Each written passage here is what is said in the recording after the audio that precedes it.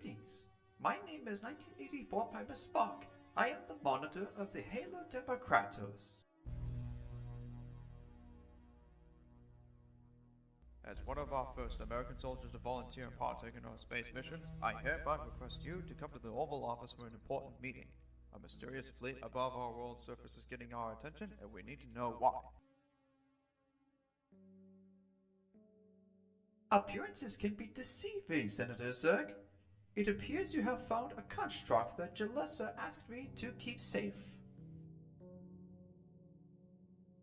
Her Excellency agreed with my plans to bring forth a Godzilla clone to combat against Unicron and the Covenant with the use of Dark Energon. Listen, you must tell Her Excellency that there is an important artifact waiting for you.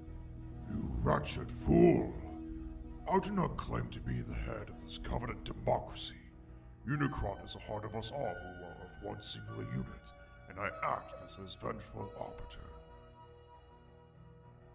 Governments are corrupt swamps, but even after all of this, Jalessa and Harness reversed their ban on me and Mesolika in 1957 due to our shared distrust of Unicron, and the Godzilla egg is our best bet.